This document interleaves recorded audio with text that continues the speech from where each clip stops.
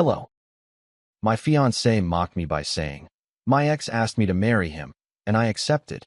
I threw her out. Later, when she found out he'd been cheating on her, she came begging to come back, so I gave her a lesson she won't forget. My name is Logan, I am 34, and I work as a project estimator for a mid-sized construction company in Fort Worth, Texas. My workdays usually start early and revolve around job sites and contractors calling about numbers. It is not glamorous, but it pays well and it keeps my life structured. I tend to handle problems quickly because construction teaches you that ignoring small issues usually turns them into expensive ones. My fiancée is Adriana, 31. We had been together a little over 3 years, engaged for 8 months, and living in my house for most of the last year. We split groceries and utilities, but the house itself is mine. I bought it before we met. That detail ends up mattering later. I am posting because I know people will ask whether what happened came out of nowhere. It did not exactly come out of nowhere. Adriana always had a sharp personality, but she framed it as confidence and brutal honesty. Early on, I accepted that explanation because she could also be funny, social, and very good at making people think they were the ones being overly sensitive. Over time, I started noticing a pattern. Her version of honesty usually meant saying something disrespectful and then acting annoyed if anyone reacted normally. She especially liked doing it around other people. Not enough to start a full argument, just enough to make someone uncomfortable and then deny that anything happened. With me, it was usually small things. She would comment that my job sounded boring whenever someone asked what I did. She joked more than once that estimating was basically guessing with a calculator. If we were out with friends, she had a habit of correcting small details in stories I told, even when the correction added nothing. It felt like tiny power moves. That is the best way I can describe it. Never quite enough to justify a huge confrontation, but enough that I started noticing the pattern. The other issue was her ex, Paul. According to Adriana, he was immature, irresponsible, and a waste of her time. Yet his name came up more often than you would expect for someone who supposedly meant nothing. Usually it was framed as comparison. Paul used to plan better dates. Paul had better style. Paul understood her ambitions. If I reacted, she would roll her eyes and say mature adults can mention exes without being insecure. I tolerated that longer than I probably should have. Most of the time, she would smooth things over just enough to keep things moving forward. Then about 2 Fridays ago, we had a few friends over at my place for drinks, and Adriana said something in my kitchen that changed the direction of my life in about 5 seconds. That Friday started normally. A couple of friends came over after work. Nothing big, just drinks and takeout. Adriana liked hosting when it meant she could control the atmosphere, and my place had enough room for 6 or 7 people without anyone feeling crowded. By around 10, everyone was relaxed and halfway through a second round of drinks. Conversations split into smaller groups around the living room and kitchen. I was standing at the kitchen counter talking with my friend Eric about a roofing bid I had been working on when Adriana walked in with her glass of wine. She had that look she sometimes got when she was about to say something she thought was clever. At first, I did not think anything of it. She leaned against the counter and listened for a minute while Eric and I talked about a contractor who kept trying to undercut bids. Then she smiled in that tight way she had and said something that immediately changed the tone. She said that construction guys always took themselves way too seriously for people whose entire job was guessing numbers. Eric laughed awkwardly. I shrugged it off and said estimating is basically educated guessing with math and experience. That usually ends that kind of comment. But Adriana was in one of her moods where she wanted attention. She swirled her wine and said that if we were talking about guessing, she had some interesting news too. That caught Eric's attention. He asked what she meant. Adriana looked directly at me when she said it. She said that her ex Paul had reached out earlier that week and asked her to marry him. For a second, I thought she was setting up some kind of joke. The way she said it had that sarcastic tone she liked to use when she wanted people to lean in. Eric looked confused and asked if she meant before she met me. Adriana shook her head casually and took a sip of her wine. She said no, she meant this week.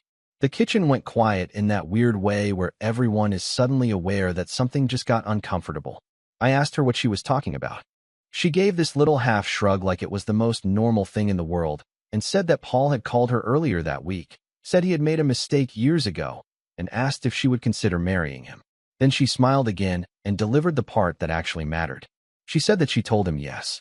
Not as a confession, not as a serious conversation. She said it like it was a punchline. For a few seconds, nobody said anything. Not Eric, not the couple sitting at the table behind us, not me.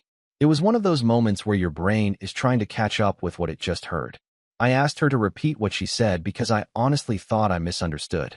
Adriana did not look nervous or embarrassed. If anything, she looked amused. She set her wine glass on the counter and said it again like she was explaining something obvious.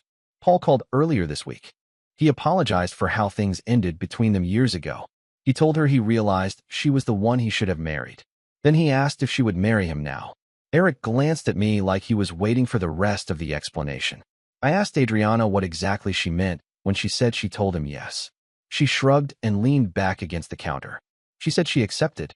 Just like that. No build-up. No explanation. Just accepted. At that point, I looked around the kitchen and realized everyone had gone quiet, trying not to listen. The mood in the house had completely shifted. So I handled the first problem. I stepped into the living room and told everyone the night was over. I said something came up and we needed the house to ourselves. Nobody argued. They could tell something was wrong. People grabbed their jackets, said quick goodbyes, and within a couple minutes the house was empty. Eric gave me a quick look on the way out that basically said good luck. Once the front door closed, the place went quiet. Adriana was still standing in the kitchen like nothing unusual had happened. She actually looked slightly annoyed that the evening had ended early. That was when I gave her the second piece of information. I told her to go upstairs and start packing her things. She frowned like she thought she heard me wrong. I repeated it calmly. I said if she had accepted a proposal from another man, even as a joke, she was not going to keep living in my house. So she could start packing tonight. For the first time that evening, the smug expression on her face disappeared. For a second, Adriana just stared at me like she was trying to decide whether I was serious. Then she laughed. Not a nervous laugh. The kind of laugh someone gives when they think the other person is being dramatic. She said I was overreacting and that I needed to calm down. According to her, it was obviously a joke and I was embarrassing myself by taking it seriously. I did not raise my voice. I did not argue with her. I had already reached the point where the situation was clear enough. So I repeated the same sentence. I told her to pack her things. She crossed her arms and asked if I was really throwing away a 3-year relationship over a comment. I told her I was ending the relationship because my fiancée had casually told another man she would marry him and then announced it in my kitchen like it was entertainment. Those were her choices, not mine. Adriana tried to pivot immediately. She said I was twisting the situation. She said she never actually planned to marry Paul and that anyone with common sense would understand that. She kept repeating that it was a joke and that I was proving her point about me being too serious. At that point, there was nothing left to debate. I told her again that the house was mine and that she needed to pack her things tonight. She stood there for another moment waiting for me to back down. I did not. For the first time that evening, the confidence drained out of her expression. She realized I was not negotiating and I was not going to argue back and forth for hours. She went upstairs without another word. About 40 minutes later, I heard the bedroom closet sliding open and drawers moving around. A while after that, she came back downstairs with 2 bags and her purse. She still looked irritated, but the attitude was different now. The smug tone was gone. She said she was leaving and that I would regret acting like this once I calmed down. I told her I was already calm. She stood there for a second like she expected me to stop her at the door or soften the situation. I did not. So she grabbed her bags, walked out of the house, and drove away. Just like that, the engagement was over. I locked the door behind her, turned off the kitchen lights, and went to bed earlier than usual. What I did not realize at the time was that the situation with Paul was about to fall apart for her in a way she definitely did not expect. And when that happened, she came back. For about 2 weeks after Adriana left, I heard nothing from her. No calls, no texts, no late-night messages trying to restart the argument. Honestly, I expected at least something dramatic because that was usually how she handled conflict. But the silence was complete. During that time, I handled the practical stuff. I boxed up the rest of her things that were still in the house and stacked them neatly in the garage. Mostly clothes, a few kitchen items she bought, and some decorations she insisted on when she moved in. Nothing complicated. No shared accounts. No lease issues. One of the advantages of the house being mine was that the logistics stayed simple. Emotionally, I moved on faster than I expected. Once the house was quiet again, it actually felt peaceful. My routine went back to normal. Early mornings, work sites, paperwork, gym after work. No sarcastic comments about my job. No constant comparisons to Paul. No little digs in front of friends. A couple of mutual friends reached out asking what happened. I gave them the short version. Adriana told another man she would marry him and then thought it was funny to announce it in my kitchen. Most people understood pretty quickly why that ended things. Then on a Tuesday evening, right when I got home from work, my phone lit up with her name. Adriana. First message in over 2 weeks. The text was surprisingly simple. She asked if we could talk. Not argue. Not accuse me of overreacting. Just talk. I stared at the message for a minute before replying. I told her there was nothing left to discuss.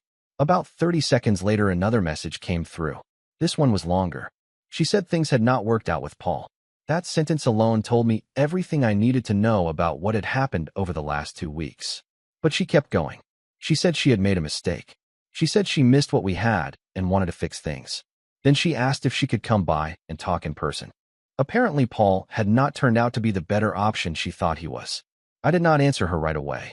Instead, I put my phone down on the kitchen counter and finished unpacking my work bag.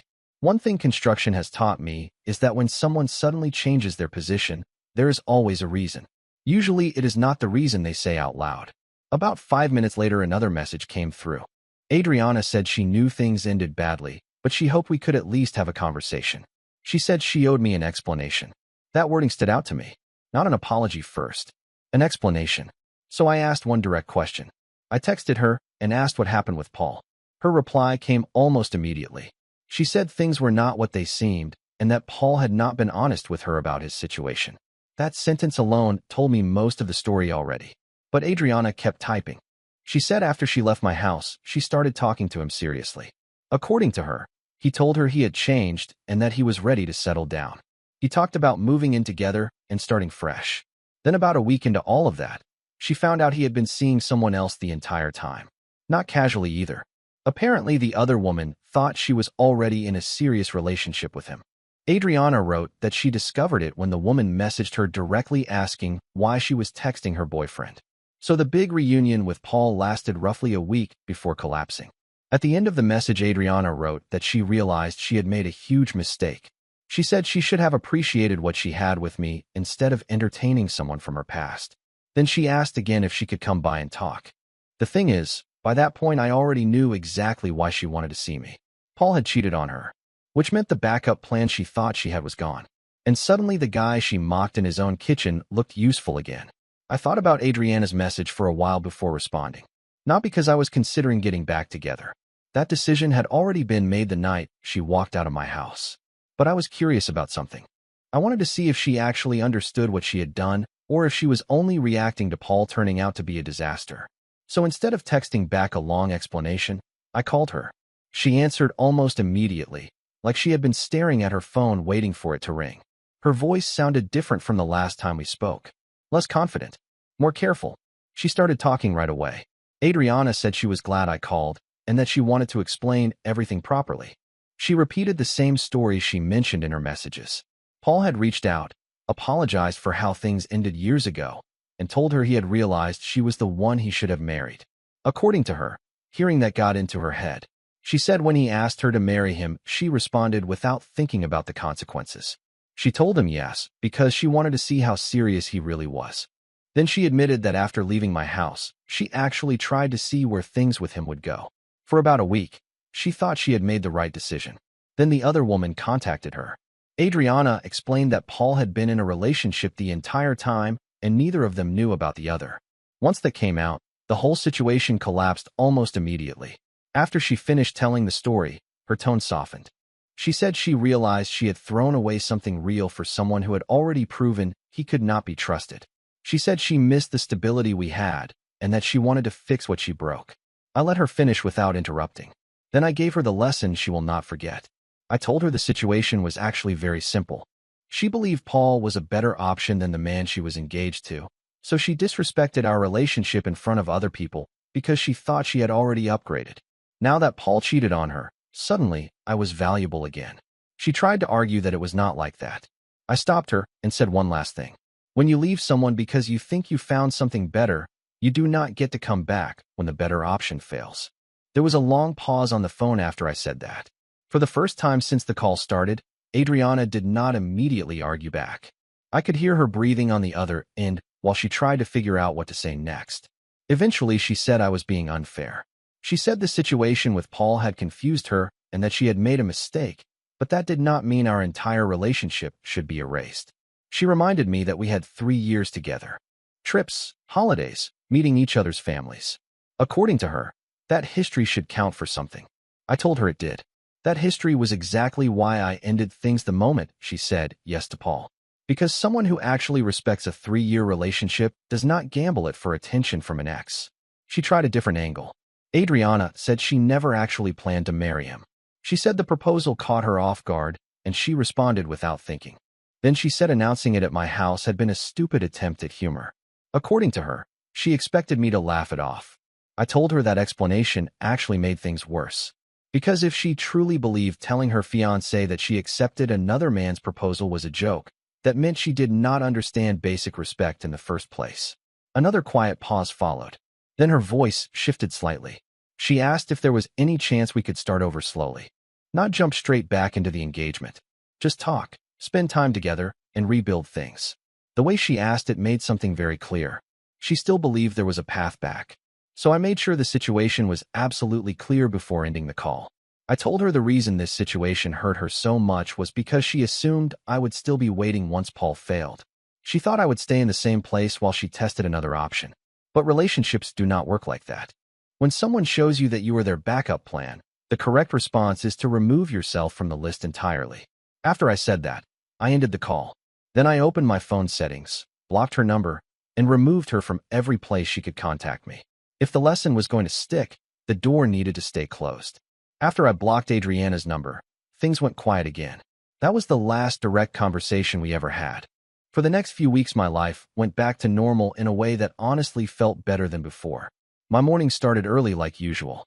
Coffee, work truck, job sites around Fort Worth. Then evenings at home without tension or sarcasm waiting for me at the door. A couple of mutual friends eventually asked what happened between us. Apparently, Adriana had been telling people that we had a misunderstanding and that I was refusing to talk to her. I did not argue with anyone about it. When someone asked me directly, I explained the situation once. My fiancé accepted another man's proposal and announced it in my kitchen. I ended the engagement. Most people did not have many follow-up questions after hearing that. About a month later, I heard the rest of the story through a friend who still had contact with her. Apparently, things with Paul had ended even worse than I originally thought. Once the other woman discovered Adriana, she contacted both of them. From what I was told, that turned into a mess of accusations, screenshots, and arguments between all 3 of them. Paul apparently tried to juggle explanations until both women compared messages and realized he had been lying to each of them in different ways. In the end, neither of them stayed with him. So Adriana did not just lose me. She also lost the guy she thought she was upgrading to. Hearing that did not make me feel happy or vindicated. Mostly it just confirmed what I already suspected. When someone behaves the way Paul did, the outcome is predictable. But the part that stuck with me was something else my friend mentioned. He said Adriana had told him she thought I would calm down after a few weeks and eventually call her. Apparently, she believed the relationship was too long and too stable for me to actually walk away permanently. That assumption turned out to be the biggest mistake she made in the entire situation. It has been several months since all of this happened. Life moved forward in a pretty normal way once the noise was gone. The house stayed quiet, my routine stayed steady, and I had more mental space than I realized I had been missing. When a relationship ends because of one clear decision, there is not much left to process afterward. You just adjust and keep going. Every once in a while, someone will ask if I regret how quickly I ended the engagement. My answer is always the same. No. The reason is simple. What Adriana did was not just a bad joke or a moment of poor judgment. It was a decision. She made that decision twice. First when she told Paul yes. Then again when she announced it in my kitchen like it was something funny. That kind of disrespect does not appear randomly. It shows how someone actually views the relationship.